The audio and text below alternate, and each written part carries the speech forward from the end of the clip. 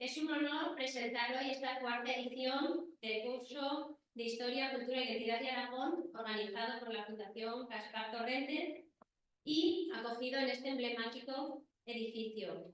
Y en el que celebramos, en este caso, la cuarta edición, será la última que celebramos en este edificio, porque en las siguientes cedemos el testigo a la Diputación Provincial de Zaragoza, donde se realizará y donde tendremos el placer de seguir disfrutando de este magnífico curso.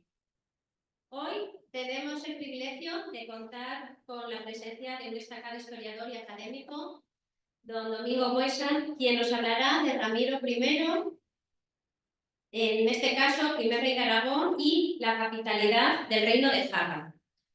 Domingo no solo es un experto en historia de Aragón, sino también un apasionado defensor de nuestra cultura y patrimonio. Su dedicación y profundo conocimiento nos han permitido comprender mejor nuestras raíces y valorar la riqueza de nuestra identidad aragonesa. La intervención de hoy promete ser una ventana abierta a un pasado fascinante donde Ramiro I, nuestro primer rey, y la ciudad de Jaca jugaron un papel fundamental en la configuración de nuestro reino. En este caso, y como jacetana, la verdad que es todo un lujo el poder conocer hoy más sobre la historia de mis orígenes. Jaca, con su majestuosa catedral, su vibrante historia, ha sido siempre un símbolo de fortaleza y cultura. Saber que Jaca fue la primera capital del Reino de Aragón nos conecta aún más con nuestras raíces y nos invita a reflexionar sobre la importancia de preservar y celebrar nuestro legado. Hoy Domingo, con su sabiduría, nos llevará en un viaje a través del tiempo, revelando los secretos y las historias que han moldeado nuestra tierra. Y su intervención nos inspirará aún más para sentirnos orgullosos de ser aragoneses. Por eso hoy permítame, Domingo, que utilice una frase suya que yo creo que encapsula perfectamente el espíritu de su trabajo y la esencia de nuestra historia. La historia de Aragón es la historia de un pueblo que nunca ha dejado de luchar por su identidad y su libertad. Estas palabras nos sirven de inspiración y nos recuerdan siempre la importancia de conocer y valorar más nuestras raíces. Por eso quiero darle las gracias por estar aquí. Quiero dar las gracias también a Lucen por toda la organización de este encuentro y de hacer posible este taller. Y muchísimas gracias a todos ustedes por su presencia. Así que podemos empezar. Muchísimas gracias.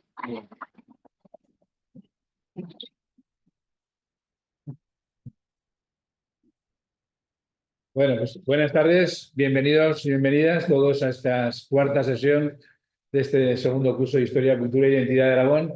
Y comenzaremos por dar las gracias a la Fundación Caja Rural de Aragón por estas 4 sesiones que hoy terminamos, como ha comentado Laura. Muchas gracias por toda vuestra atención durante estos días y vuestro apoyo.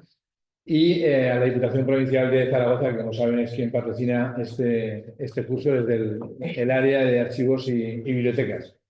Hablábamos la semana pasada de las ciudades romanas del Pirineo, subpirinaicas, hablábamos de la Jaca, ibérica y romana, pues hoy vamos a hablar fundamentalmente de la Jaca cristiana y de la época de Ramiro I, nuestro primer rey de Aragón.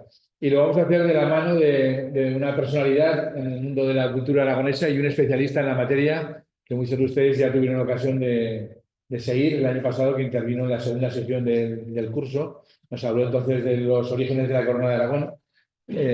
Y en esta sesión lo vamos a hacer de este primer rey de Aragón.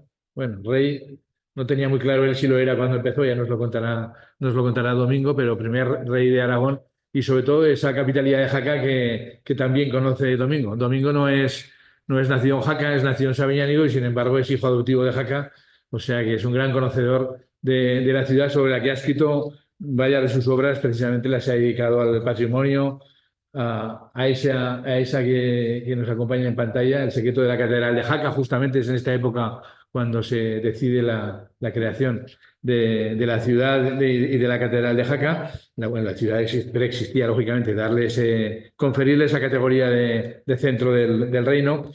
Domingo es catedrático de Historia, doctor en Historia, catedrático de secundaria presidente de la Real Academia de Nobles y Bellas Artes de San Luis, académico, por supuesto, y presidente desde el año 2009. También es miembro de la Real Academia de la Historia, en representación de Huesca, también de la Matritense de Heráldica y Genealogía, Premio Extraordinario de Aragón 1972, Premio Arnal Cabero 1974, patrono de la Real Sociedad Económica Aragonesa de Amigos del País, de la Fundación Ibercaja, fue el primer director del Museo Diocesano, el actual Museo Alma Mater de la Plaza del Aseo, comisario de numerosas exposiciones, algunas de ellas de mucho éxito, como las de Pasión por Aragón del 2015, Pasión por la Libertad del 2017, Pasión por Zaragoza del 2018. En otra faceta fue también concejal del Ayuntamiento de Zaragoza en 2003, fue director general de Cultura y Patrimonio en el Gobierno de Aragón del 96 al 99, y entre sus muchas monografías y trabajos pues destacan las monografías y trabajos sobre Sancho Ramírez, sobre la historia de Jaca, guías sobre Jaca, su catedral, sobre el Serrablo, el Rey de Aragón, Teruel en la Edad Media, San Juan de la Peña, historia general del Alto Aragón, incluso novelas históricas que nos retrotraen precisamente a todas estas épocas, como Tomarán Jaca al amanecer, ambientada en el siglo XVII, la ciudadela de Jaca, o La tarde que ardió Zaragoza, en época más reciente. Su tesis doctoral, que no lo he dicho, por cierto, es sobre el urbanismo de Zaragoza de 1868 a 1874. Es decir, es un personaje de saber enciclopédico, como los de antes. Ha tocado prácticamente desde los orígenes del Reino de Aragón hasta nuestros días. Prácticamente no se ha dejado siglos sin repasar. Es decir, todo un cúmulo de sabiduría. Y le tenemos que agradecer muy especialmente que esté, porque ha estado con asuntos médicos de movilidad y demás, y es la primera salida, la primera conferencia que hace prácticamente desde el mes de noviembre. Y lo ha hecho por cariño a esta casa, a los organizadores de este curso, y por respeto a ustedes, que es donde estuvo muy a gusto el año pasado. Así que te lo agradecemos doblemente por tu sola presencia de normal y además haciendo el esfuerzo que has hecho. Así que muchísimas gracias, y con todos ustedes, Domingo Buesa Conde.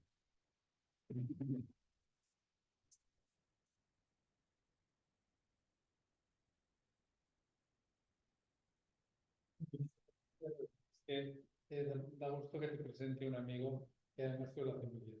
La verdad es que es cierto, yo a veces quiero ir a los sitios, y a veces ya saben ustedes que los huesos impiden que te muevas y que vayas a los sitios. Pero bueno, al final yo creo que hay sitios en los que hay que imponerse a los huesos, como este y esta tarde, y por lo tanto aquí me tienen ustedes para compartir los momentos y las reflexiones sobre temas aragoneses.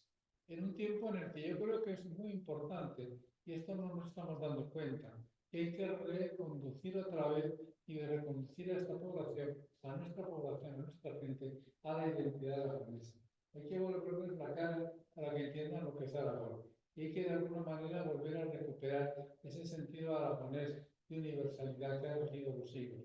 Porque nosotros no somos una cultura que necesita construirse desde el enfrentamiento, sino que nosotros somos la cultura que mantiene la esencia basada en tres cosas fundamentales: el bienestar, la libertad y la universalidad, que son las tres claves que han ido a lo largo de los siglos marcando nuestra historia. Por lo tanto, yo sí que les quiero invitar en primer lugar a que tengan todos un compromiso firme. Hay que ser guerreros aragoneses ya en este momento, de volver a imponer otra vez ese sentido aragonés, no dejarnos pisar, porque es una auténtica barbaridad, una auténtica salvajada que desde estructuras políticas de cualquier tipo se intente pisar a un reino que es el único que ha sabido construir entidades sociales, económicas, políticas, culturales y jurídicas. Y eso se llama Aragón. Bien, y dicho esto, la verdad es que cuando a mí me llamó mi amigo Vicente, la verdad es que el año pasado en el Paralizo fue una jornada muy agradable, fue un debate muy largo, recuerdo que fue larguísimo. Posteriormente, bueno, pues hoy hasta donde aguante, no les aseguro más. La verdad es que me tentó con una cosa muy clara. Dijo, hombre, vamos a hablar de un periodo que es Ramiro I y la creación del Reino de Aragón en Jaca, la creación del Jaca. Por lo tanto, lo que vas a hablar es de tu novela, El secreto de la catedral de Jaca, que es una novela que tiene una razón de ser, que es una novela y a mí realmente me estoy seguro que me ha sorprendido, porque yo soy un investigador, yo soy un científico, pero la verdad es que me encuentro muy a gusto. Y cuando decidí escribirla, lo hice por la siguiente razón, es una razón muy sencillita. Yo me he pasado toda mi vida estudiando los orígenes de Aragón, y hay un momento en el que dices, bueno, ¿cómo hago llegar yo a la gente esto? ¿Cómo hago que la gente entienda lo que pasó en ese momento? Pues a lo mejor dándoles vida, dándoles protagonismo, poniéndoles voz, poniéndoles imagen a los personajes. Y entonces nació la novela El secreto de la catedral de Jaca, que curiosamente en 20 meses les tengo que decir que llevamos 7 ediciones. Con lo cual es una cosa asombrosa. Mi editor me dice que cuando le escribo la parte de oro del secreto de la catedral de Jaca, que evidentemente no se la voy a escribir. Bien, con lo cual hoy vamos a hablar de todo este mundo y de todo este periodo. Y esto me va a servir para decirles a ustedes una serie de reflexiones, porque sobre los orígenes de la historia de Aragón se miente más que se dice. Estamos rodeados de mentiras, de clichés, de estupideces, que además nosotros mismos somos a veces los mayores propagandistas de estas estupideces. Y por lo tanto, yo quiero en esta tarde, aunque sea simplemente eso, ir explicándoles un poco la cuestión. La verdad es que la novela luego se ha proyectado en una fiesta en Jaca, porque han creado, en base a un capítulo de la novela, la famosa fiesta de Jaca Corona y Reino, Corona y Leyenda, o algo así, con lo cual la verdad es que este ámbito es importante para mí. Como pueden comprender, pues yo estoy muy feliz. Quieren que les diga. Cuando ves por la calle de Jaca desfilar lo que tú has escrito en un capítulo de una de tus novelas. Bien, pero ahora nos vamos a ir todos al siglo XI.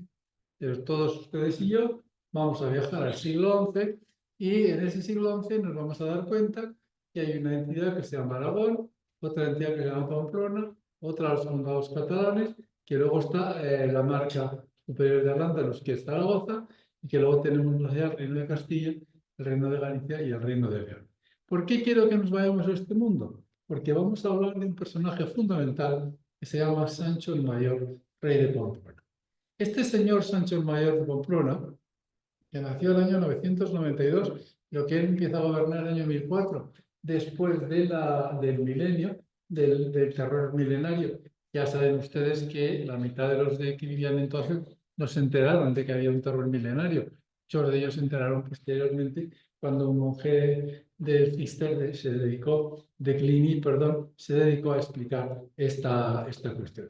Sancho el Mayor de Pamplona es un hombre tremendamente importante, porque es un rey que decide entender que España, que la península ibérica, que los musulmanes llaman España, no lo olviden ustedes, los musulmanes en los documentos del siglo IX, 8 y 7, perdón, 8, 9 y 10, hablan de el reino de los reinos de Aragón, los reinos de Castilla, los reinos de... Pero luego, anteriormente, ellos han hablado siempre de las llanuras de España, de las tierras de España, de las cuencas de España, de los ríos de España. Ellos van utilizando ese término. Bien, pues él lo que hace es darse cuenta que ese gran territorio no tiene sentido si no se une con Europa.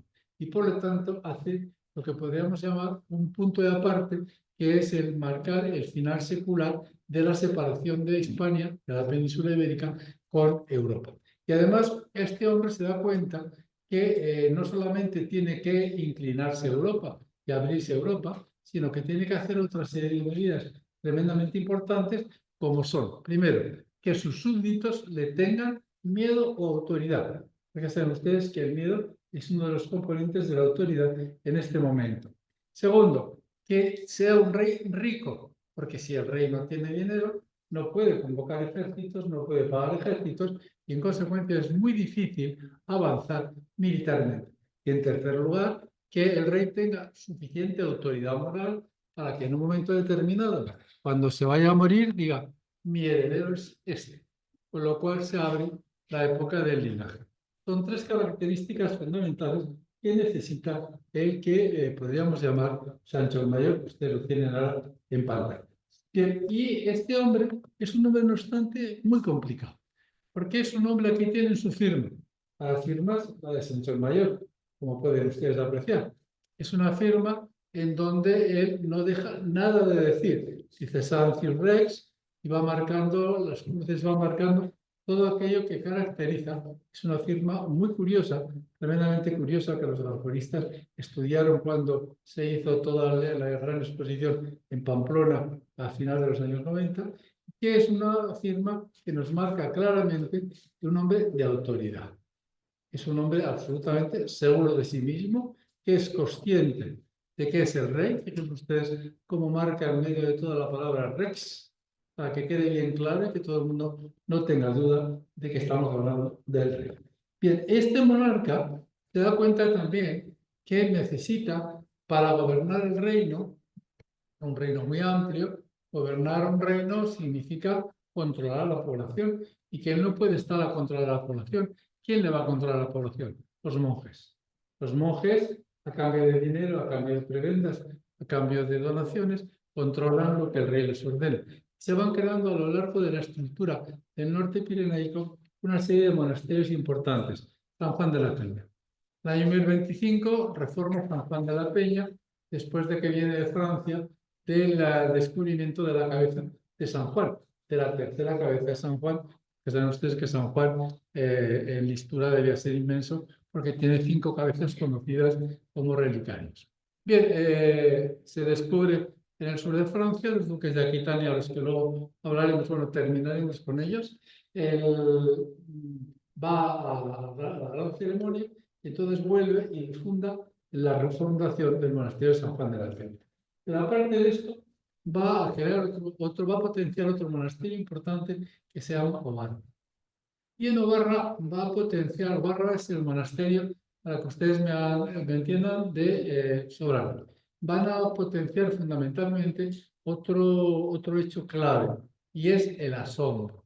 En San Juan de la Peña va a imponerse el sepulcro real, porque en San Juan de la Peña nos aparecen ya condes de más de 2 metros de altos, enterrados en San Juan de la Peña del siglo X, en este momento. Bien, en Obarra lo que va a hacer es aportar el segundo elemento que les aporta a la Iglesia, el asombro. En determinados momentos del año, 2, uno con el sol y otro con la luna, no voy a entrar en ello, porque acaban de publicar un libro que se llama Luz Sacra, que yo se la recomiendo, es maravilloso, lo pruebes. Bien, pues en estas 2 ocasiones, ¿qué ocurre? Los monjes están cantando el prima, y en el momento en que empiezan a cantar, oh Dios, que eres mi sol, el sol penetra por la ventana, como pueden ustedes ver, y va hasta el altar. Esto a una población que no sabe leer, no sabe escribir, que no tiene cultura, que no tiene fundamento, es algo que le asombra realmente y le produce una sensación de ojo, ojo, ojo con lo que estamos hablando. Es decir, una población que no se va a mover, que va a estar al pairo y al servicio de esos monjes. El tercer monasterio que pone en marcha es el monasterio de Alhama, que luego hablaremos de él. Y ese monasterio de Alhama, fundamentalmente, es un monasterio en el cual va a darse otro problema fundamental. Cuando estamos en un territorio como es el norte, no todo el mundo está contento en quien gobierna. Hay poblaciones que no están contentas. Por lo tanto, Alhama será otro de los grandes problemas con los que nos encontraremos con el rey Sancho IX. ¿Por qué? Porque miren ustedes. Es que además nos tendríamos que ir muy atrás, pero si nos vamos, por ejemplo, al siglo IX, los carolingios entran en los territorios de Aragón sobre el Ribagorza. Los ocupan con plazas fundamentales, donde hay un militar que se llama Quaestor Hispania, es decir, el vigilante de la frontera de España. Y este hombre que llega ahí y se encuentra solo con un pequeño ejército carolingio, dice, bueno, pues me voy a casar con la rica del pueblo, me voy a casar con el linaje más importante, voy a emparentar con los poderosos, y empieza a haber matrimonios entre ellos. Pero claro, una vez que se han casado, los poderosos dicen, ¿y por qué tiene que gobernar este? ¿Por qué no gobernamos nosotros? Y los hijos de esos matrimonios mixtos empiezan a decir, no, no, gobernamos nosotros. Y entonces se va generando, si ustedes se dan cuenta, una rebelión soterrada contra el poder carolingio.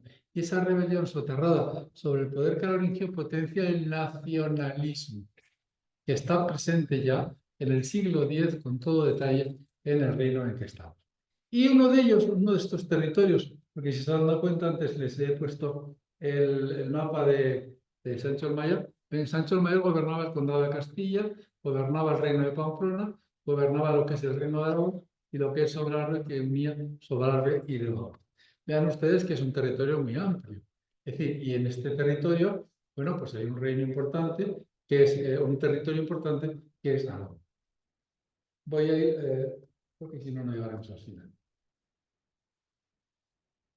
Bueno, en este amplio territorio, les vuelvo a recordar porque es importante, un territorio que va desde Castilla, piensen ustedes, desde los límites del Reino de León hasta los límites de la marca hispánica, de los condados catalanes. En este territorio volvemos a tener controlando el territorio 4 monasterios.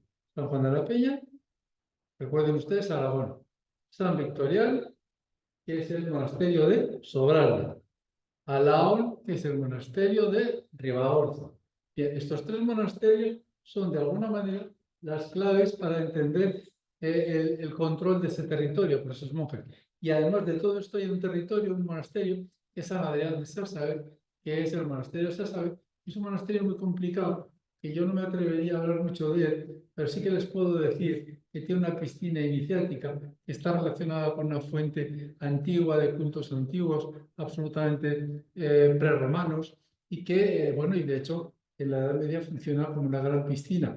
Ramiro I, recuerden ustedes que el pobre hombre tuvo que vaciar a todo tren el monasterio porque debía de ser orgía por la mañana, orgía al mediodía y orgía por la tarde. Y se montó ahí una estructura muy potente, evidentemente. Bien, este territorio que tienen ustedes aquí, gobernado por el monasterio de San Juan de la Peña y gobernado por el territorio de San Adrián de Sársabe, donde está el obispo de Jaca, deben ustedes de tener en cuenta una cosa. El condado de Aragón lo conquistan los pamploneses el año 922. Y esa conquista del año 922 supone fundamentalmente que el gobierno del condado lo deja de tener el conde, pasa a la hija del conde la casamos con el hijo del rey de Pamplona y a partir de ahora el rey de Pamplona gobernará Pamplona y gobernará Aragón. ¿Esto nos gustó? No, no nos gustó nada, absolutamente nada. Es decir, generó un sentimiento nacionalista brutal, pero brutal, un sentimiento de oposición brutal. Que la corte navarra, la corte pamplonesa, se da cuenta de ello y decide intentar poner remedio. De tal manera que, para que ustedes hagan idea, sea tan fuerte esa violencia que todos los herederos de Pamplona, todos los príncipes herederos de la casa de Pamplona, están viviendo en Jaca, en el Palacio Real de Jaca, que es un palacio condal, están viviendo en Jaca mientras son jóvenes hasta que toman posesión del reino. Con lo cual, de alguna manera, ellos entienden que los aragoneses, que es un territorio rico económicamente y sobre todo que es un territorio, no lo olviden ustedes, que tenemos una riqueza absolutamente inexpugnable y que no nos pueden quitar, es que estamos justo en medio del camino que conecta Europa con el sur. Por lo tanto, en el mundo medieval, Aragón es muy importante porque es el eje que controla las mercancías de Europa hacia Oriente y las mercancías de Oriente hacia Europa. Hierro, seda, especias, todo lo que ustedes quieran pasa por aquí. Y eso da muchísimo dinero, muchísimo dinero. Con lo cual, estamos hablando de un territorio potente. Entonces, los príncipes de Pamplona viven en Jaca, dan documentación abundantemente firmada en Jaca, visitan los monasterios del entorno, van a San Juan de la Peña. Algunos reyes de Pamplona que se han pasado su juventud en Jaca, pues ya saben ustedes que en la juventud hay muchas cosas que unen, supongo que a algunos les unirían, que al final deciden que los entierren en San Juan de la Peña y no en los panteones de Pamplona. Lo cual esto significa que Aragón es un espacio muy importante. Es un espacio en el que no podemos de pronto decir, quitarlo del medio y cuando Sancho el Mayor muera, decir, bueno, Aragón ya no existe, lo vamos a incorporar al reino de Pamplona. Esto Sancho el Mayor lo tiene muy claro. Y lo tiene muy claro porque se da cuenta que si hace eso, el reino acaba en una sublevación realmente grave. Tiene que hacer frente al enfrentamiento de ese nacionalismo aragonés que está presente ya en el siglo X, finales del siglo X, con episodios muy curiosos y muy interesantes. Bien, entonces, ¿qué hace con esta situación? Entonces Sancho el Mayor decide una cosa muy importante. Y dice, bueno, pues voy a repartir el reino, porque claro, ríanse ustedes de nuestro nacionalismo si se ponen en Castilla. Castilla es también pues, propiedad de Sancho el Mayor.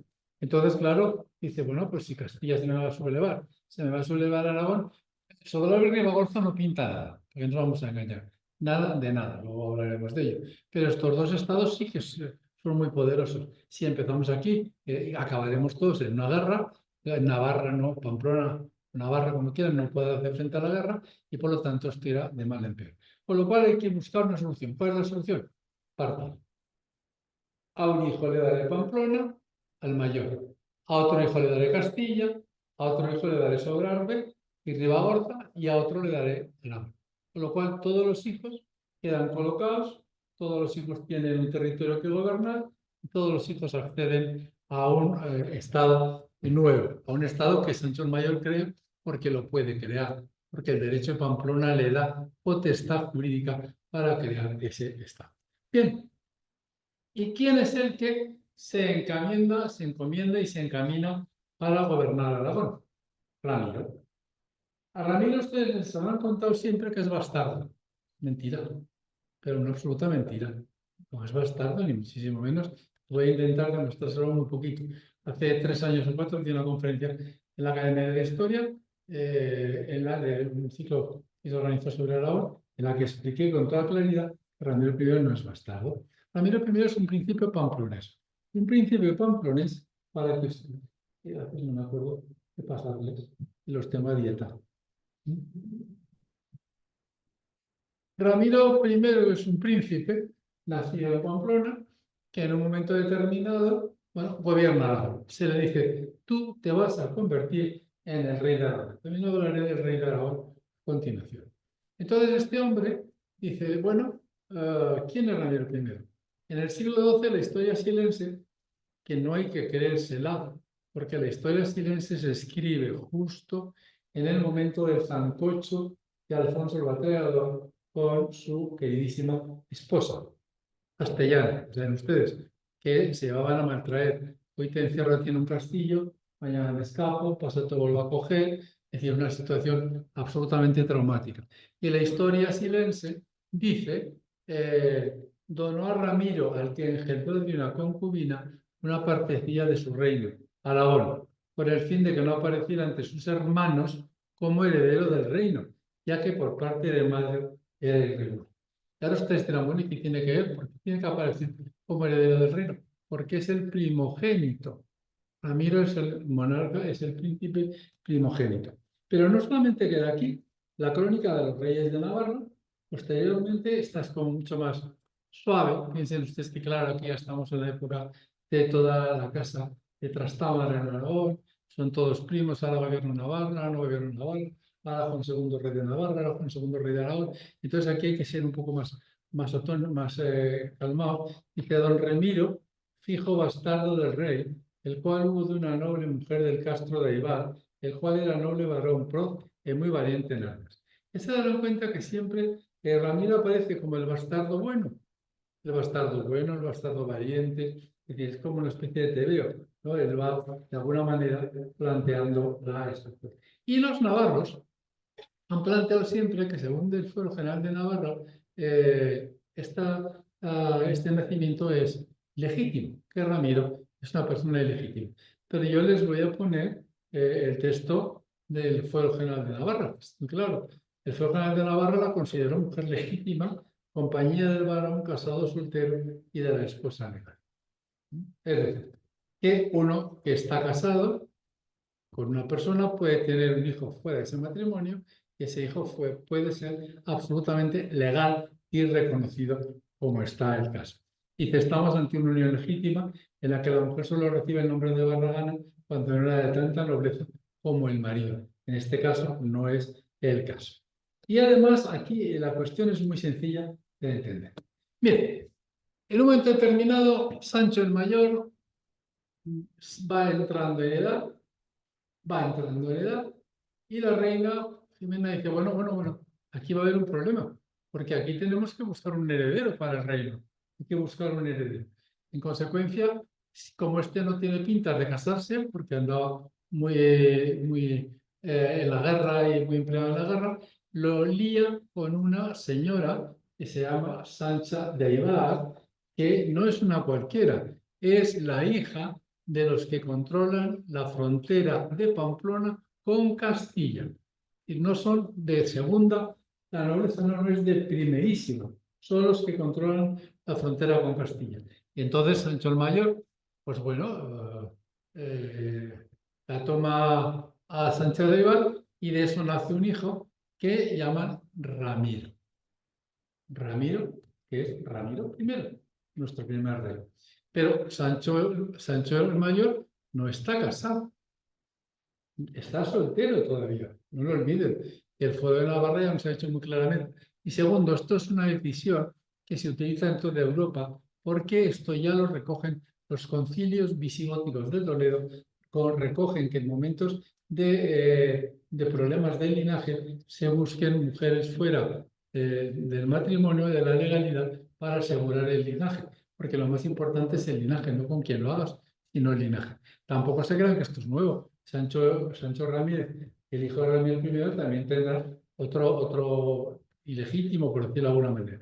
Con lo cual, esta mujer Sancha de Aybar, que tienen en la estatua que le acaban de dedicar en Aybar, es una mujer que además se hizo viejísima y vivió en el monasterio de Santa Cruz de las Heros. El testamento dice, fíjense ustedes la autoridad de esta mujer.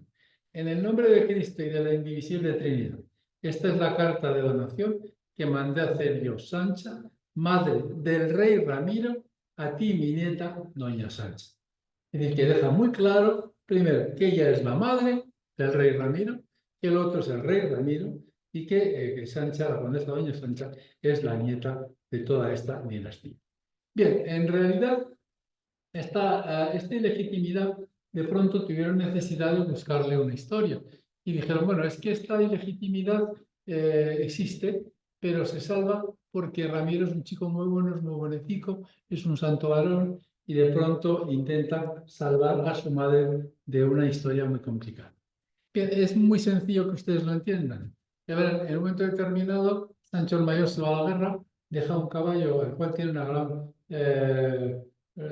amor, un gran afecto, y ordena que nadie monte el caballo del rey. Lo cual era habitual, que nadie montara el caballo del rey en ausencia del rey y sin permiso del rey.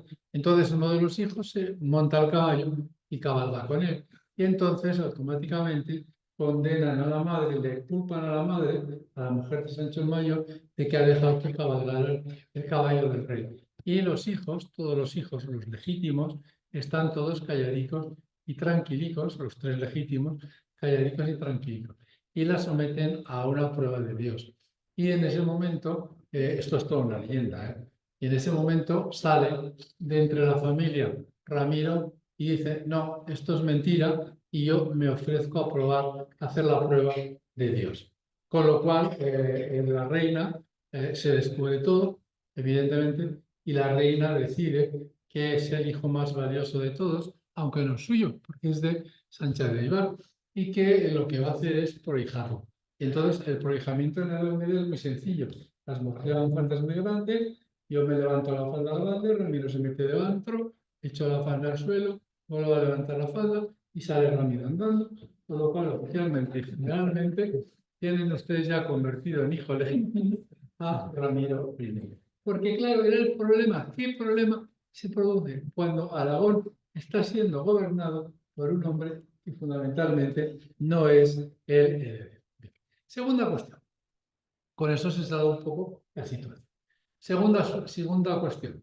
Pero vamos, es absolutamente legítimo. No lo olviden ustedes nunca. Nunca. Es absolutamente legítimo. Bien. Segunda cuestión. ¿Este señor es rey o no es rey? Su madre ha sido muy clara, muy tajante al hablar de él como rey. El profesor Lacarra publicaba un documento de Irache cuando ya en un momento determinado don José María Lacarra se hartó de que a Ramiro dijeran que si era el rey, que si era Bayos, que si no sé qué. Se hartó, recuerdo, tremendo, y hizo una publicación muy pequeñita sobre el título real de Aragón. Y dice ahí concretamente, que hay un documento de Irache, saben que era un navarro, y los documentos de Irache eran Dios. No había ninguna duda. Reinando Fernando en León y su hermano Ramiro en Aragón y Sobrarbe. Pero es que además este documento no lo ha escrito ningún aragonés y lo han escrito en el siglo XI, contemporáneo de Ramiro I. ¿Quién lo ha escrito? Lo ha escrito García de Pamplona. Por lo tanto, el rey de Pamplona reconoce en un documento reinando Fernando en León y su hermano Ramiro en Aragón y Sobrarbe. Y el profesor Laliena, de alguna manera, ha recogido últimamente en sus últimos trabajos que la herencia recibida es un ejercicio del poder independiente. Bueno, esto es como muy antiguo. Ya saben ustedes, el nodo primero, luego aquí nos aporta el ambiguo, pero ahora entramos ya en la película, la segunda parte, en este caso concreto Suárez. Lo que hemos visto claro en el nodo es que Ramiro I no es ilegítimo, está nacido de otro matrimonio, perdón, de una relación fuera del matrimonio, que está reconocida por la dinastía navarra y está reconocida por el fuero de Navarra. Cuando alguien les intenten a ustedes explicar eso, les digan que a leer. En esta vida hay que leer mucho. Segunda cuestión. Ramiro es rey. Es absolutamente rey. ¿Ustedes creen que Sancho el Mayor, el poderoso Sancho el Mayor, es idiota? Que crea un reino y pone al frente un señor que no es rey. ¿Cuánto hubiera durado ese señor que no es rey en un territorio que tiene el rango de reino? 10 minutos es lo que hubiera durado. En Aragón había dinastías suficientemente poderosas, los Galíndez, los Sancho, que hubieran entrado a saco y se hubieran hecho con el poder, porque eran herederos y eran la línea de los condes que hemos tenido en Aragón. Y tercero, ¿por qué se crea el Reino de Aragón? Porque hay que crearlo, porque es un territorio que tiene una personalidad jurídica propia, que tiene una economía muy potente y que si no lo creas no los vas a tener conformes ni contentos. Estas son tres claves que definen el nodo que hemos visto. Y ahora entramos ya en el. Pero claro, este señor Ramiro I se encuentra gobernando Aragón. Y él gobierna Aragón de manera muy firme.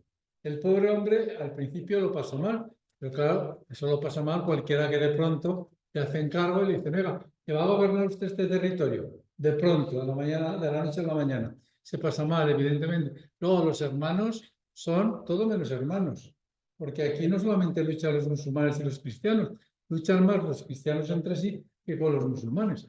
Con lo cual lo pasa muy mal. El navarro le cogió una inquina feroz y montó varias batallas con la única finalidad de capturarlo a él. Quería capturar a Ramiro I para quitarle el reino, desaparecer él y hacerse con el reino de Aragón, porque se daba cuenta que los grandes pasos pirenaicos estaban en territorio aragonés. Ramiro lentamente, cuidadosamente, con una gran habilidad, se fue haciendo con la situación. Ahora pacto con los musulmanes de Huesca que no os atacan. Y entonces vamos a estar todos a bien. Con los en la zona del oriente, el problema son los condes de Barcelona. Pero claro, los condes de Barcelona hay que mantener claro que la mujer de Ramiro I es sobrina del rey de Francia y es hermana de la condesa de Barcelona. Con lo cual estamos en una relación que ha casado muy bien el chico.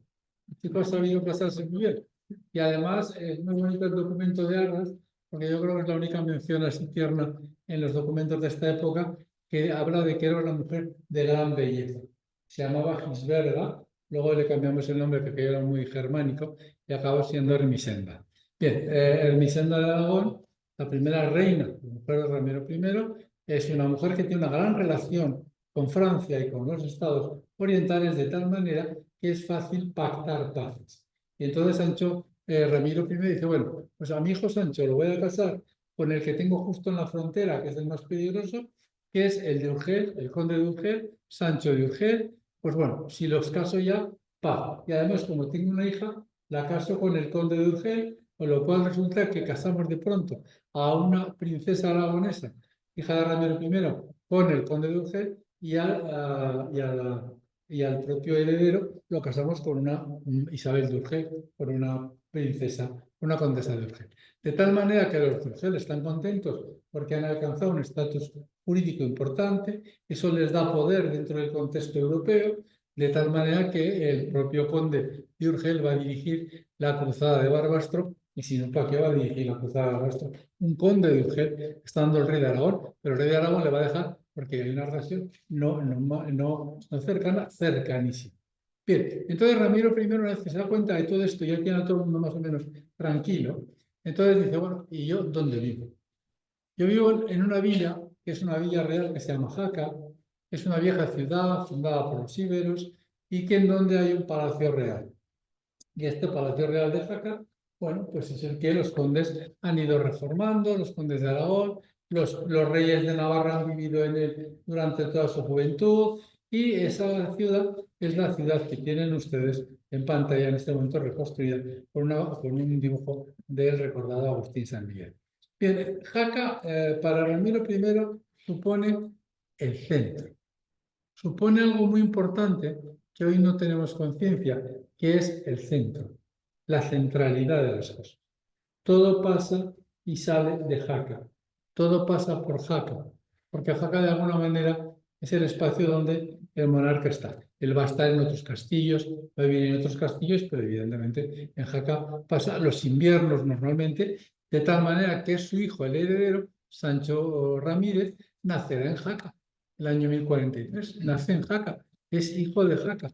Esto dará un golpe muy importante a Jaca porque resulta que va a tener un ciudadano muy importante. Bien, Jaca en aquel momento es muy sencillita. Ustedes tienen que darse cuenta donde está el 1, es donde tienen el Palacio Real.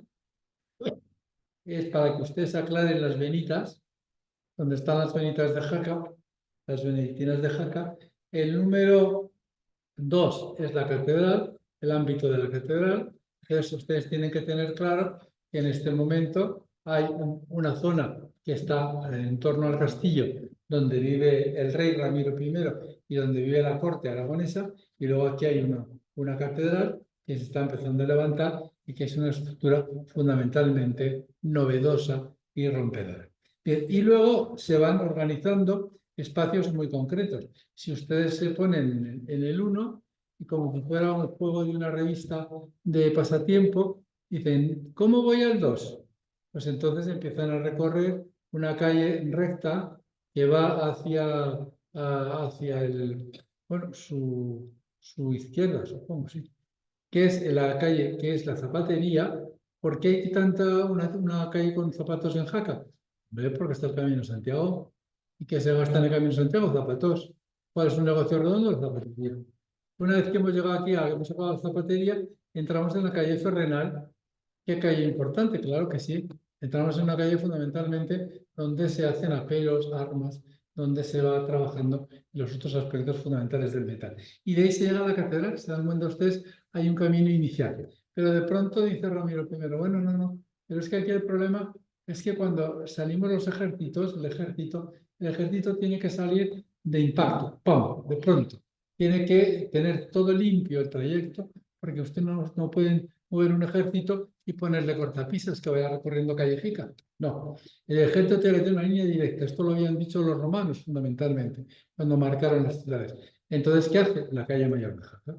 La calle Mayor de Jaca la tienen ustedes ahí, marcando desde el 1 hasta abajo, hasta el 6, esa gran avenida, lo que se llama la Carrera Mayor de Jaca, que nace fundamentalmente como una salida del ejército, para el ejército, de entrada y salida del castillo.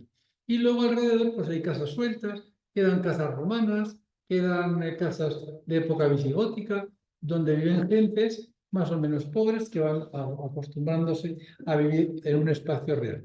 El resto de toda la meseta de Jaca es cultivo, es una estructura de cultivo agrícola donde el rey, de alguna manera, se suple de lo que come diariamente, de lo que va comiendo. Igual que he ganado también en la parte de arriba, sabemos. Y en la zona de la catedral nos quedaba solamente por situar un pequeño espacio que tienen todas las ciudades, que es donde colocamos a los muertos. Los muertos los colocamos al lado de la catedral, en lo que hoy es el campo de toro, bueno, hoy es la plaza de Viscós. En la plaza de Viscós tienen ustedes ahí, tienen miles y miles de señores enterrados debajo de esa plaza y del entorno de la catedral, seguramente donde toman tapas y cosas de este tipo, pues lo toman acompañados por largas sucesiones de líneas de visigodos, germanos, que tenemos enterrados, por ejemplo, en la terraza de Casahondo, para que ustedes conocen Jaca, o en la zona de la plaza de San Pedro. Bien, y esta es la ciudad de Jaca en la que él vive y en la que él, de alguna manera, trabaja. La catedral es un elemento muy importante y ustedes deben de tener en cuenta lo siguiente. ¿Por qué una catedral es? ¿Por qué construimos una catedral en Jaca? Bueno, construimos una catedral en Jaca por algo sencillísimo, porque el derecho medieval decía que las catedrales exigen ciudades. Ojo, las catedrales exigen ciudades. Es decir, que si yo construyo una catedral, automáticamente el espacio urbano donde lo construyo se convierte en ciudad. El concepto de la urbe. Bien, o que las ciudades demandan catedrales, a la inversa y al reverso. Bien, y entonces, claro, en Jaca, evidentemente, viene bien levantar una catedral de este tipo. Claro que viene bien, es fundamental. Y esta catedral de este tipo la tengo que hacer, pues, con poca economía, porque no tengo todavía una gran disponibilidad. Pero, pero empieza a construirla. Ustedes, cuando han entrado en la Catedral de Jaca, hay muchas guías de turismo que dicen, la Catedral de Jaca es una catedral del Camino de Santiago, y de mi camino a casa y del camino de ustedes a casa. La Catedral de Jaca no tiene que ver con el Camino de Santiago. Ustedes han visto las grandes catedrales del Camino de Santiago, con ábsides y ábsides y ábsides y ábsides donde se celebra permanentemente. La Catedral de Jaca es una catedral pequeñita, es una catedral a medida. ¿A medida de qué? A medida del rey, porque el rey necesita un espacio en el cual pueda desfilar y los súbditos lo vean, y lo vean como si fuera un rey de la Biblia, un rey bíblico, un rey del Antiguo Testamento al que hay que aclamar. Y por eso se construye la Catedral de Jaca en las medidas que se construye, y se construye con el pórtico que tiene a los pies, que ustedes conocen perfectamente. Es un pórtico en el cual cada miércoles de ceniza el rey y la corte llegaban, se ponían un pañal de saco, iban atravesando todo ese espacio de rodillas, los más exagerados, pues en ustedes que siempre hay, largos, iban rectando. Bueno, pues sabemos que había casos en que ocurría, ¿no? Entonces, es una gran ceremonia penitencial para iniciar la Cuaresma y se van acercando a la catedral. Ese momento es observado por el pueblo, que está a ambos lados, por esos grandes arcos que dejan ver lo que ocurre dentro de la logia mayor. Y este es el primer fundamento, el fundamento didáctico de que estamos ante un rey del Antiguo Testamento, un rey elegido por Dios, un rey al que Dios ha decidido que gobierne y le ha concedido su poder. Esto es fundamental para convencer a todo el mundo. Y una vez que entramos dentro de la catedral se convierte en el gran escenario del reino. Un escenario del reino en el cual se celebra todo. Ustedes saben que en las catedrales medievales se celebraban hasta las fiestas de los pueblos, las comidas de los pueblos, incluso los ricos celebraban las ceremonias familiares, las bodas, etc. Y por eso aparecieron en las principales catedrales medievales, aparecen las verjas para proteger la parte del altar. Bien, pues en Jaca ocurre lo mismo. Jaca es un escenario real, en donde la corte se reúne y la corte hace todo. Por ejemplo, sus convocatorias de reuniones áulicas. El rey se tiene que reunir con sus asesores, se reúne en la catedral. El rey se reúne con la familia en la catedral. Y la catedral se ha convertido en ese espacio maravilloso en el que el rey se convierte en un elemento importante y fundamental. Bien, el problema siguiente que nosotros nos encontramos es que, claro, esa catedral hay que dotarla de unas reliquias, porque es importante dotarla de unas reliquias que nos protejan. Entonces, la reliquia es Santa Rosia, en este caso concreto, que no les cuento la historia, aunque no será porque no tenga ganas. Pero la verdad es que, bueno, tienen ustedes una imagen del 18 magnífica y lo resto de cómo está el resto. Santa Rosia se convierte en un elemento fundamental para Jaca. Está ahí prácticamente el año de la fundación de Jaca, el año 1077, cuando Jaca se convierte en ciudad. Y desde entonces lidera toda la protección a la vida de las gentes de Jaca. Todas las ciudades aragonesas, todas las ciudades aragonesas tienen un santo.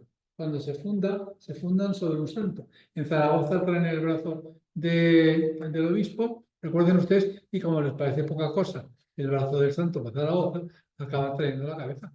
Y piensen ustedes, estamos hablando de un elemento tremendamente importante.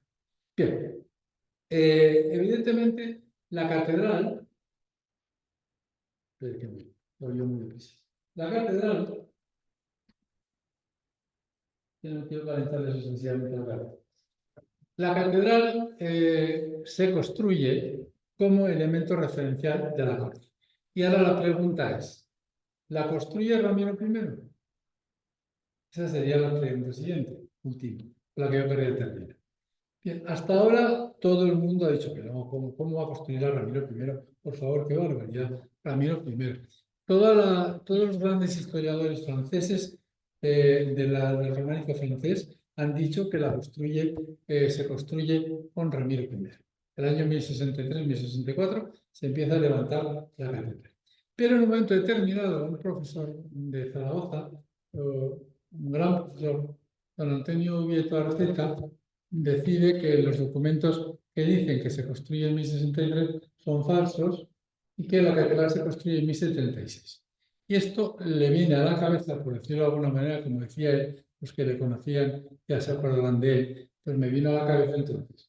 Y le vino a la cabeza, fíjense ustedes qué oportunidad, el año en que Jaca celebra el centenario de la fundación de la Catedral de Jaca, 1964. Entonces lo invitan a dar una conferencia y se sube a dar una conferencia.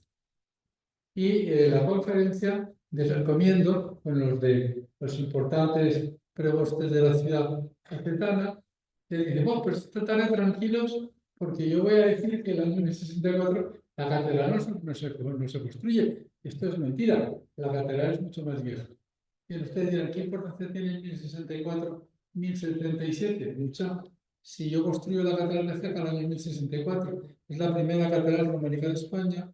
Si construyo la catedral de Jaca en 1077, ya tengo el medio Santiago de Compostela. Y es lo que quiere el Cabildo de Santiago de Compostela, que sea la primera catedral románica de España. Bien, además los jacobeos de Compostela ya saben que se han llevado fatal con todo lo aragonés. A la Virgen del Pilar han dicho las mayores barbaridades que ustedes puedan imaginarse. Bien, a lo que voy.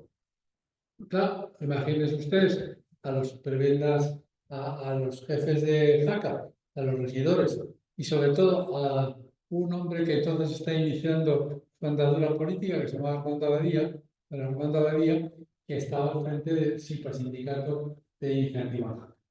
Claro, se le ponen los pelos de punta. Dice, este señor esta tarde nos hunde el centenario. Porque claro, es que pasa mañana viene el nuncio y van a desfilar por aquí la mitad de los ministros del régimen a todos estos actos. Y entonces se toma una decisión salomónica que nadie sabe quién la toma, cómo la ejecuta, y es que don Antonio se fue a descansar la siesta tradicional de la noche del Mur y cuando tuvo ya se arregló y se preparó para ir a la conferencia, la puerta del Hotel Mur estaba trancada, no encontraban la llave, pasó el tiempo, la conferencia se suspendió por incomparecencia del conferenciante y la cosa quedó sin. Pero claro, esto calculen ustedes, cuando ya llegó el señor de la llave y le abrió, imagínense ustedes cómo estaba don Antonio. A partir de entonces, don Antonio montó una auténtica cruzada albingense contra los de 1064, la catedral de Jaca. Y se empezó a generar todo un problema de criticar la catedral de Jaca. Bien, la catedral de Jaca se empieza a construir el año 1063 por una sencilla razón. Él dice que los documentos que cuentan que se empieza a construir la catedral, que nos dicen que tiene bóvedas de piedra, que va a tener 3 naves, etcétera, etcétera, etcétera, que son falsos porque son un concilio. Cuando uno entra a estudiar esas actas, que las estudiado con mucho detalle, se da cuenta que el primero que habla de que eso es un concilio es Jerónimo Zurita. Que Jerónimo Zurita se encontró con los libros de actas, con las actas ahí, todas llenas de obispicos, con miniaturas, todos los obispos sentados y de pie, y dijo, oh, ¿cuántos obispos hay aquí? Esto es un concilio. Y don Jerónimo Zurita dijo, es un concilio, el concilio no es ningún concilio, nada. Es simplemente un aula regia. El rey se reúne con sus nobles y con los jefes de la iglesia. ¿Para qué? Para que le den dinero, para que estén conformes en lo que van a hacer y para que no le queden problemas. Y claro, en un momento determinado, cuando ocurre esto, es que Ramiro I necesita conquistar Arauz para avanzar por el Cinca y salir ya relativamente saltar a Aragón. Con lo cual, Ramiro I reúne a todo el mundo el año 1064 allá arriba para pactar estas cosas.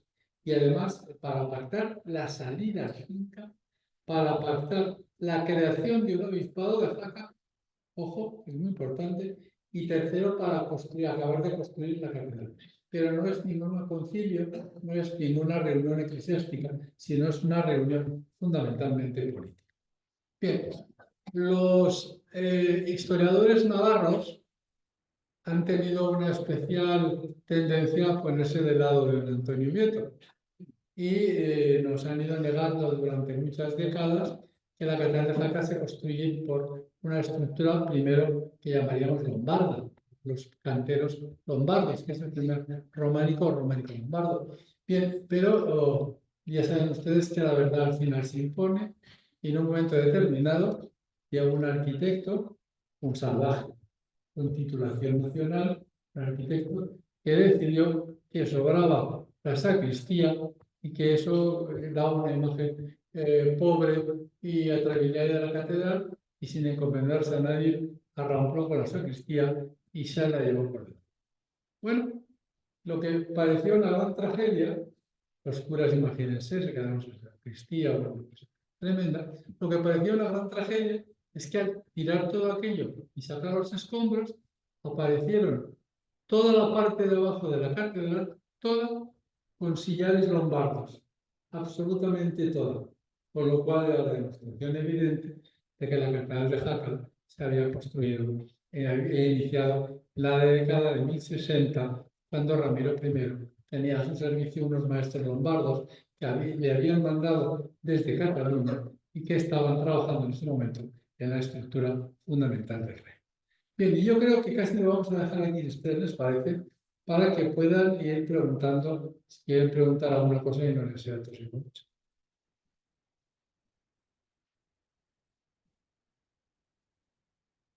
Pillaba aquí un poquito.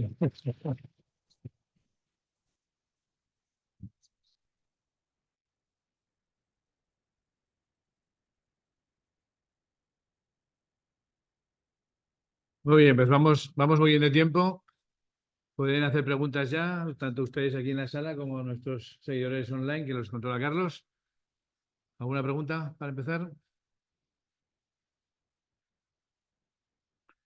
Eso que estabas diciendo de los lombardos es el ajedrezado ese famoso del románico jaqués. No, ese tipo de sillar, trabajo de los sillares que va en la parte de abajo.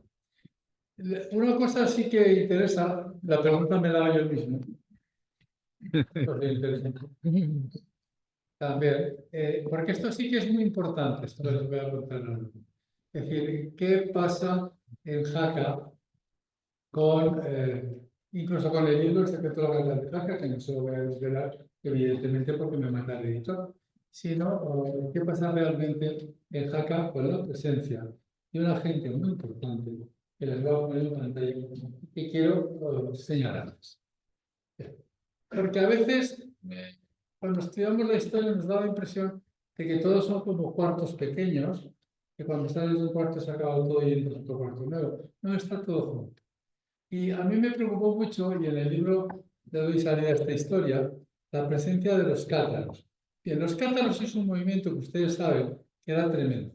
porque empezaron planteando que no había que comer carne, que además que no había que tener hijos, no había que tener relaciones sexuales, con lo cual los responsables políticos de sus territorios les sofocó un fenómeno mental, porque era una iglesia en Europa medieval, donde no hacen niños, no hay guerreros, y aquí empiezan a ser problemas. Entonces, en un momento determinado, los cátaros fueron evolucionando y posicionándose en lo que ellos llamaban los hijos de la luz. Ellos iban con túnicas muy blancas al principio y que era una iglesia que criticaba a Roma porque decía que Roma era una iglesia que se basaba fundamentalmente en el dinero, que todo lo compraba, que además el clero se dedicaba a la lascivia, no les faltaba razón, no papas y paganos generaba una familia alternativa y que de alguna manera ellos se ocupaban fundamentalmente de hacerse con muchas tierras. Bien, esto al final generó un problema muy gordo, y lo generó ¿dónde? Lo generó en Aquitania, incluso antes de que Aquitania fuera llevada a la capital a Burdeos. En Aquitania, los cátaros se encuentran de pronto con el apoyo absolutamente complicado y un poco entendible de Guillermo VIII de Aquitania, que tienen ustedes en pantalla, de Guillermo VIII de Aquitania, que es un personaje muy importante, porque este es el que lleva la capital a Burdeos, amplía Aquitania, se convierte en el gran estado de Francia, y este hombre decide apoyar a los cátaros. ¿Por qué? Si los cátaros se enfrentan a Roma y todos se enfrentan a Roma, las grandes propiedades de la Iglesia de Roma en Aquitania, ¿a quién irán? A Guillermo, al duque. O el duque intenta hacerse con esa estructura económica muy potente, sobre todo con ganados, Todos los ganados de la zona del Bearne dependían de Aquitania. Bien, y este Guillermo VIII de Aquitania, que es el que potencia todo, no olviden ustedes que es el padre de Inés de Aquitania, que es la esposa de Pedro I de Aragón. Y cuando en la catedral de Jaca se pone en marcha la catedral, deciden que hay que poner clérigos que sepan lo que hay que llevar a cabo, cómo se organiza una catedral. Y entonces piden ayuda a Guillermo VIII de Aquitania y a la catedral de Jaca. Los primeros canónigos que llegan son canónigos influidos por el catarismo. Estamos hablando de los años 70 y de los años 80 del siglo XI, 1070, 1080. Porque además Aragón tiene una relación muy directa con Aquitania, y no olviden ustedes que Guillermo IX de Aquitania, como es el rey trovador, el famoso duque trovador, está prácticamente en Aragón continuamente en relación con su cuñado Pedro I, porque este es hermano de Inés de Aquitania. Esta presencia del catarismo en Aragón es muy importante, porque además en Francia se empezó muy pronto a cortar, a intentar acabar con él, y en 1025 el obispo Gerard de Cambrai se reunió en un seno en la catedral de Arras y presentó a unos sospechosos de herejía que habían sido arrestados. Estos argumentaban que la salvación no podía venir de rituales realizados por sacerdotes indignos y que los sacramentos administrados con costos materiales no eran válidos, que la cruz no tenía valor, que las iglesias no servían y que la jerarquía católica era débil. Esto lo decían el propio clero. No crean ustedes que son gente ajena, no. Es la propia iglesia, los propios clérigos de la iglesia los que denuncian esto. Por lo cual, de alguna manera, todo esto empieza a crearse como problema en Francia, empieza a ser perseguido en Francia, y entonces, ¿qué hacen? Huyen de Francia. Jaca se convierte en un reducto absolutamente de acogida de muchísimos cátaros que acaban absolutamente tranquilos y relajados, sin enfrentamiento. Además, en Aragón se había dado otra cuestión muy clara. Y en Aragón ustedes habrán oído que de pronto nos enfrentamos con Roma y que hay un problema con el cambio de rito. Voy a hablar del cambio de rito porque no fue nada importante. Pero sí que les voy a reflexionar una cosa. El enfrentamiento de la monarquía aragonesa con el papado es muy sencilla de entender, está en la misma línea que esto.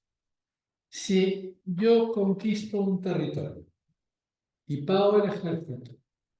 Muero y se mueren los míos en la conquista del ejército. Tengo que hacer toda la intendencia. Y luego después el territorio conquistado se lo tengo que entregar al Papa, para eso que venga el Papa con su intendencia, con su ejército y lo conquista. Este es el enfrentamiento entre la estructura de la monarquía aragonesa y el papado. Y ahí está el enfrentamiento. La condesa doña Sancha, que bebía los vientos por el papado, y su hermano, el obispo García, que era contrario totalmente y que decía, bueno, si nosotros vamos a poner toda la estructura militar para conquistar un territorio, oiga, nos lo quedaremos nosotros, porque si no, no nos es rentable. El negocio no es rentable bajo ningún punto de vista. Y esto es todo este proceso que se mezcla con los de los cátaros que dicen, no, es que además hay que intentar que Roma pierda posesiones, que hay que quitarle posesiones a Roma y hay que quitarle poder. Por lo cual, estamos en un proceso general en este momento. Adelante. Un momentito.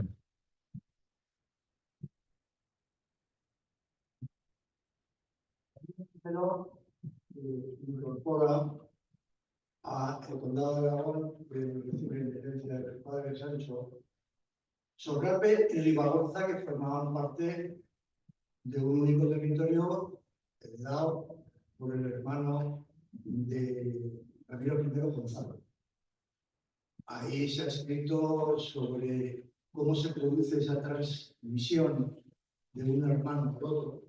Se han escrito al menos básicamente dos teorías. Una que fue asesinado Gonzalo por Araneses, una, y otra teoría, que es precisamente la del Antonio que usted citaba, que dice que no fue una donación que le hace Gonzalo a Ramiro y que luego se retira a un convento en Castilla. En cuanto a la fecha, también hay ciertas discrepancias cuando ocurre eso. Y en cuanto a los efectos, pues parece, o al menos eso se ha mantenido por varios autores, que la incorporación al condado inicial de Aragón, de Socarro y Ribagorza, otro condado, donde su monarca, igual que Ramiro, gobernaba a título de soberano, se produce la fusión de esos dos condados, eso es lo que legitima de alguna manera a Ramiro I para pedir el título de rey, que él no lo llegó a emplear nunca. La primera mención que aparece en Aragón es de su hermano, mi padre, que era rey de los aragoneses, sorpreses y Ribagorza. Bueno, eso es lo que planteo. ¿Cómo ve usted todo este conjunto de cosas? Mire, el asunto de que uno deje un reino y se vaya a un monasterio es algo muy habitual en lo que es las leyendas medievales, todo lo que es la geografía medieval. Y en el tema de Solar Ribagorza, a mí personalmente me parece como más divertido, me va a perdonar la frivolidad, que los nobles de encabronaran un caballo, o encabritaran un caballo y acabara cayéndose por un puente. Porque además, bueno, relata un poco más, yo creo que está más de acuerdo con lo que José Luis Corral decía sobre ese nacionalismo que surge en Ribagorza muy potente ya en el siglo X en torno a Navarra. Yo creo que el reino de Solar Ribagorza cayó por su propio peso porque no había ningún lugar, es decir, no había a Navarra, a Pamplona no le interesaba en aquel momento y evidentemente no tenía la suficiente fuerza para hacer frente a toda la avalancha que tenía al oriente, que eran los condados de Urgel, con los cuales además había pactado ya previamente Ramiro I. Con lo cual, yo creo que sobre Ribagorza el rey muere porque es un territorio muy difícil y de hecho Ramiro tuvo problemas en ese territorio. Hace 2 años se leyó una tesis sobre la sociedad en Ribagorza y venía a demostrar claramente que en Ribagorza las grandes familias tenían como meta fundamental el intentar hacerse con grandes propiedades, con grandes territorios, y que incluso pusieron en marcha un plan de fundación de iglesias particulares para hacer frente a lo que podría ser. Yo en ese sentido estaría más de acuerdo con lo que planteaba o Roberto Benedicto, que ha trabajado ese tema, o el propio canónigo de la Catedral de Barbastro, que hizo una historia del condado de Sobrarbe, que yo creo que bueno, pues está un poco en esa línea sobre el debate. Carlos, ¿tenemos preguntas? Sí, bueno, los seguidores y seguidoras de la ponencia de domingo a distancia pues, han estado al final bastante activos. ¿Hay algún comentario, lo que ha invitado un poquito a reflexión, pero que casi voy a leer mejor literalmente? O sea, un poquito, pero bien, nos dice Ariel. Entiendo que Aragón ya tenía una entidad, una unidad, era un país, un reino, cuando Cataluña era solo una lista de condados independientes, unos de otros sin unidad, sin entidad, sin ser país, ni mucho menos un reino que jamás lo fue. Entonces, ¿podríamos afirmar sin complejos que Aragón ya era una nación cuando Cataluña no existía ni como realidad ni como concepto? Parece que se las trae. Bueno, no podríamos afirmarlo porque el concepto de nación, aunque yo lo estoy utilizando para clarificar de qué estaba hablando, el concepto de nación no existe en aquel momento todavía. Pero yo creo que sí que hay que tener claro que piensen ustedes que Barcelona es una aldea de pescadores. Esto es el origen de Barcelona durante mucho tiempo. Y en un momento determinado, Aragón está consolidado perfectamente ya como estructura ordenada, urbanísticamente ordenada, administrativamente ordenada desde tiempos romanos. Por lo tanto, hombre, nosotros sí que llevamos más adelanto. Pero en este caso yo creo que no deberíamos de prevalecer sobre Cataluña por este asunto, sino que si me plantea usted el tema Aragón-Cataluña, que a mí me altera muchísimo, lo que tengo claro es que lo que está ocurriendo es que hay una historia que cuando no se respeta, se miente. Cataluña en este momento, sobre la historia, su propia historia, está mintiendo. ¿Y por qué está mintiendo sobre su propia historia? Porque nosotros somos los que hacemos su propia historia. Y esto es muy importante tener en cuenta. Y nosotros tenemos una dinastía aragonesa de los 5 reyes, que es Ramiro I, Sancho Ramírez, Pedro I, Alfonso el Batallador, Ramiro II y Petronila. Son la dinastía de Aragón propiamente dicha. Petronila es el año pasado hablamos de él y lo voy a volver a mencionar. Petronila hablé con su matrimonio con Ramón Berenguer IV, que ya saben ustedes que Ramiro II le obliga a ir a San Pedro el Viejo a que le besen la boca, como los regímenes feudales, para demostrar claramente que el que manda es Ramiro II, y va y le besa la boca, y hay un documento que lo cuenta con todo detalle, pues en esa dinastía realmente lo que sigue estando es Aragón, fundamentalmente. Pues bueno, incidiendo un poco también en ese tema, con algunos matices, este no es Ángel, sino Ángel Morán, dice lo siguiente. La referencia que se hace a condados catalanes entiendo que es por simplificar en los mapas, aunque lo más apropiado sería decir condados dependientes de Barcelona. El problema de esa economía del lenguaje es que se acaba construyendo una identidad que para nada existía. ¿Es posible que esto sea así? Bueno, Ángel Morán, que fue alumno mío, un buen alumno. Además, te voy a la contraria. Evidentemente sí que hay condados catalanes, claro que hay. Es que decir, no existe el condado de Urgell, claro que existe, y el condado de Pallars, y el condado de Subirá, es decir, existen los condados. ¿Pero por qué? Porque es una estructura carolingia, es una herencia del mundo carolingio, los condados. Porque los carolingios mandan a un conde a un sitio, que es un señor militar que controla el territorio, y que automáticamente crea un territorio condal porque está al mando y al gobierno del conde. Entonces, sí que existen. Lo que pasa es que en un momento determinado la Casa de Barcelona empieza a unir, y es donde tiene razón Ángel, empieza a unir estos condados ya prácticamente a finales del siglo IX.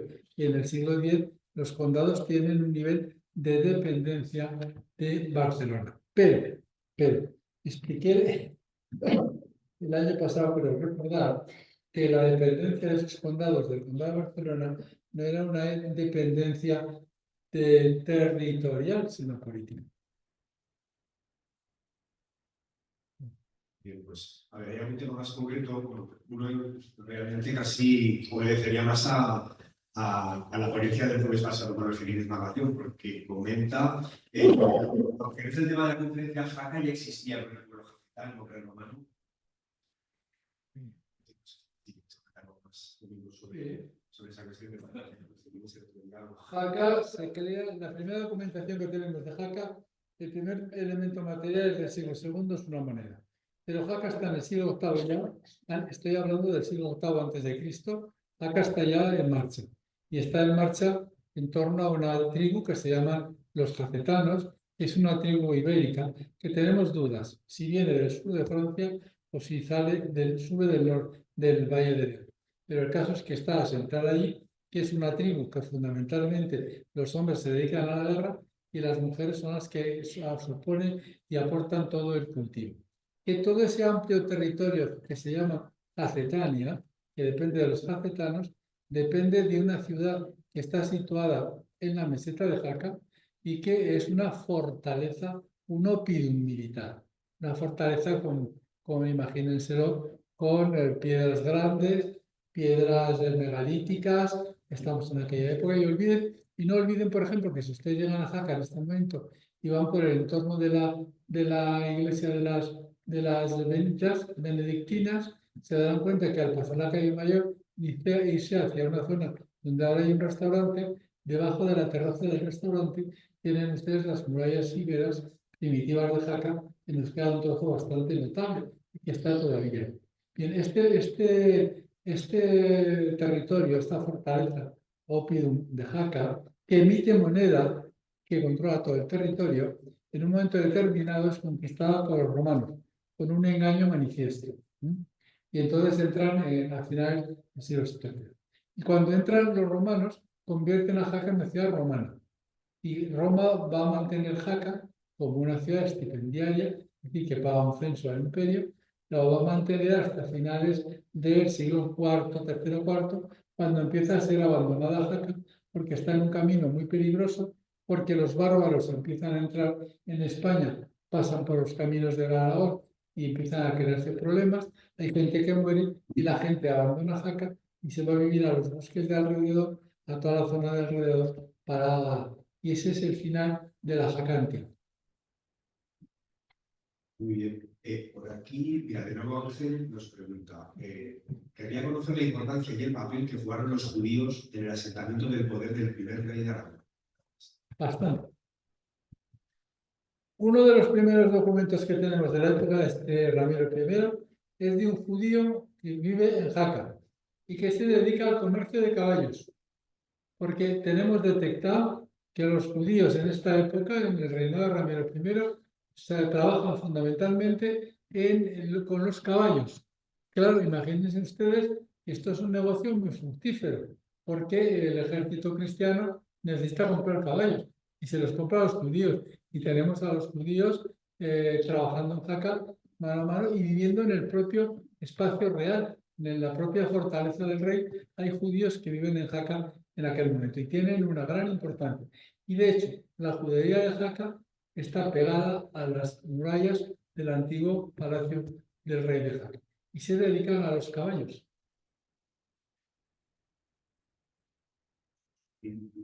Caballos del Pirineo, además. Caballos sueltos, libres, están por ahí y ellos los van comercializando. No hay cuestiones, no hay más, porque sí hay muchos comentarios laudatorios, precisamente. Bueno, muy agradecidos y la verdad es que muchos, en algún caso, pues, bueno, pues realmente muy contentos y felices de haber asistido, aunque fuera a distancia, a la. Muy bien.